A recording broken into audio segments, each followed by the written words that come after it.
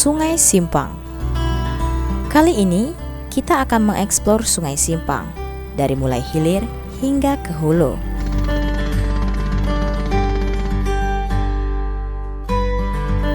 Pagi hari sekali, dikala matahari mulai merangkak naik dengan sunrise yang mempesona, ditambah dengan keagungan jembatan panjang Teluk Melano yang membelah Sungai Simpang, menambah suasana tersendiri yang begitu indah.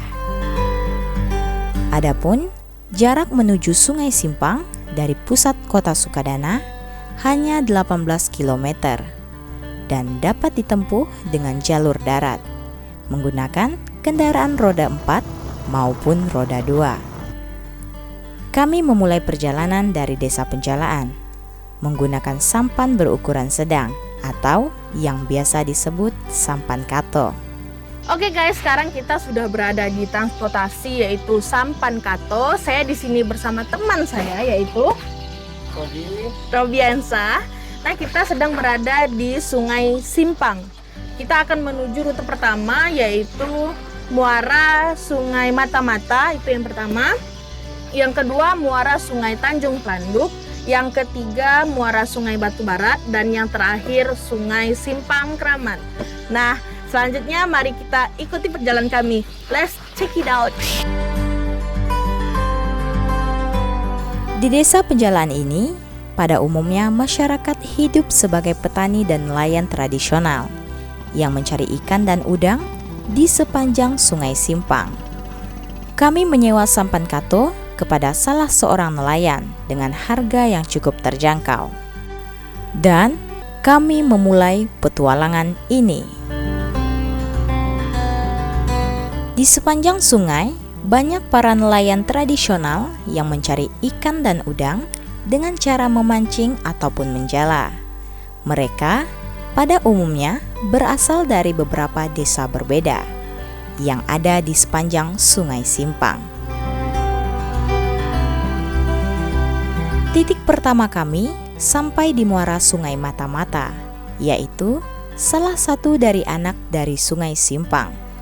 Oke guys, sekarang kita sudah sampai di tepi muara Sungai Mata-Mata. Spot ini merupakan spot yang sangat maksimal untuk kita mendapatkan udang galah. Di sini, kami mencoba peruntungan untuk memancing. Oke guys, kita akan memulai memancing. Ini adalah pancing udang dengan mata khusus. Ini bisa kita lihat.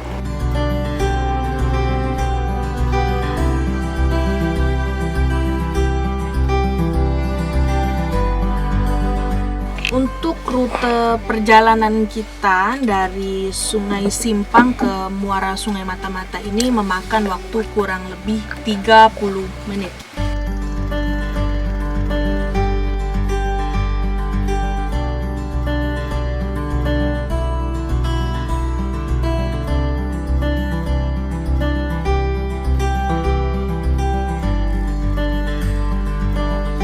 Dapat udang! Ini anak udang galah. Nanti untuk waktu selanjutnya kita dapat indukan galahnya. Setelah beberapa saat kami menunggu, akhirnya tarikan pertama kami mendapatkan anak udang galah. Oke guys, untuk strike pertama Robi mendapatkan anakan udang galah. Kemudian kita akan strike selanjutnya, mudah-mudahan mendapatkan indukan udang galahnya.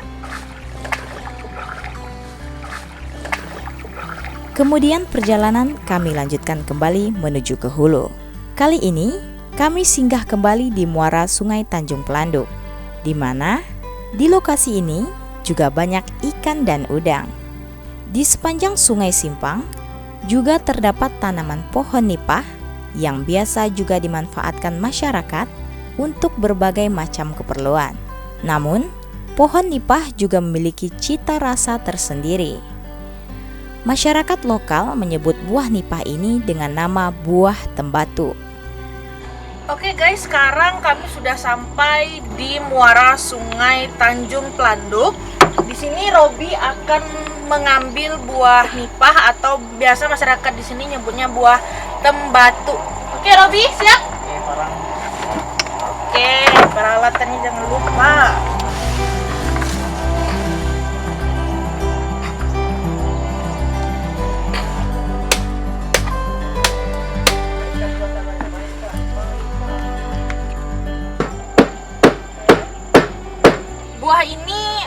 belum dikatakan masak ya, karena masih mempunyai air bagian dalamnya, belum menjadi buah.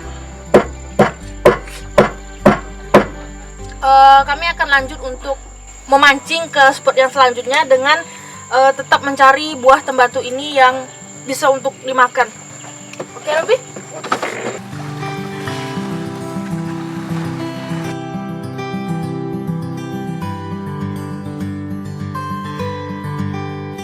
Ini adalah bunga dari Putih ya. pohon nipah, Yang bunga yang akan menjadi buah nih. Untuk memakan mayang mandi ini harus dengan cara dibakar, karena yang mau diambil atau mau dimakan itu bagian dalam sini, batang muda atau umbutnya. Dan kami tidak sabaran lagi untuk mencoba makanan ini. Nanti kita akan bakar-bakar di atas darat. Oke.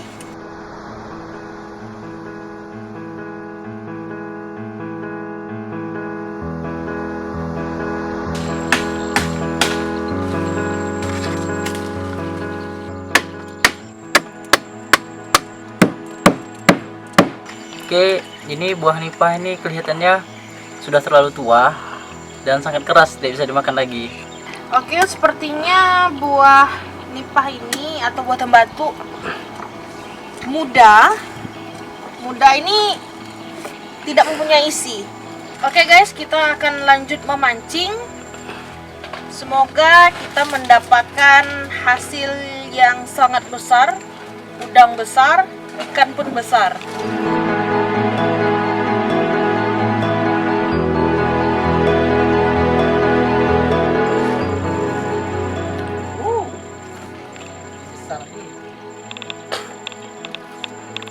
Ini udang japit biru udah besar kita dapat kali ini. Ini termasuk jenis udang galah B. Kemudian kita akan lanjut ke muara Sungai Batu Barat. Oke.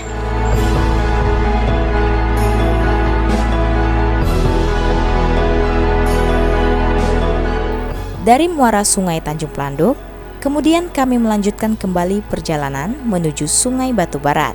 Di lokasi ini, sangat banyak sekali para nelayan tradisional melakukan aktivitas memancing udang galah.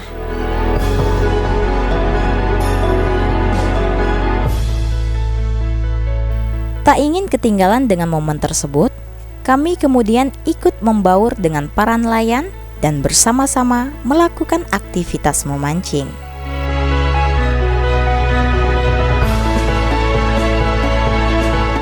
Sungai Batu Barat, jika ke bawah, akan membelah hutan nipah dan bakau, mengantarkan kita ke muara Sungai Simpang yang menuju ke laut.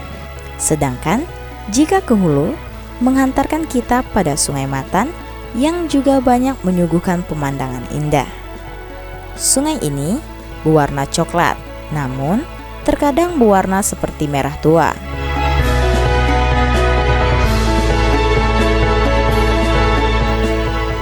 Di sepanjang sungai ini merupakan habitat dari beberapa jenis primata, seperti bekantan, lutung, dan monyet ekor panjang. Perjalanan berikutnya kami teruskan menuju ke hulu, dan kali ini singgah sejenak di Sungai Kubang yang masuk kawasan Taman Nasional Gunung Palung, di mana jika kita menyusuri Sungai Kubang ini akan bertemu dengan Bukit Kubang, di mana bukit ini adalah rumah para satwa seperti orangutan dan lain-lain. Oke guys, sekarang kita sudah berada di Sungai Kubang. Sungai Kubang ini berada di Desa Batu Barat. Nah, di Sungai Kubang ini kita dapat melihat satwa seperti bekantan dan orangutan. Terutama apabila kalau kita menaiki bukit, yaitu yang bernama Bukit Kubang. Sungai Kubang ini mudah kalau dilalui apabila airnya pasang. Sungai Kubang ini memiliki lebar kurang lebih 5 hingga 8 meter dan semakin menyempit di bagian hulunya. Sepanjang sungai ini, kita dapat menikmati keindahan akar tanaman gayam, anggrek yang bergelantungan di pepohonan, berbagai jenis burung, dan kalau beruntung, orang utan dapat kita jumpai dalam perjalanan ini. Di Bukit Kubang, kita dapat menikmati keindahan alam dengan berkemah dan menyusuri jalur bukit yang sudah tersedia untuk menikmati panorama hutan hujan tropis.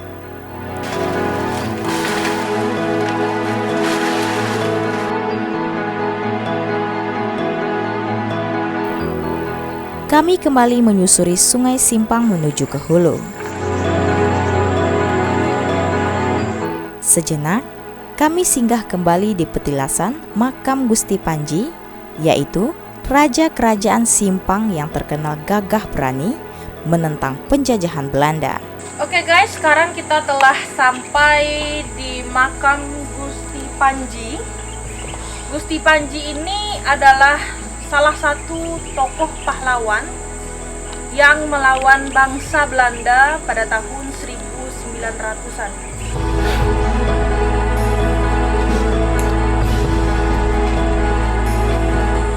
Nah, ini adalah meriam yang tadi kami maksud.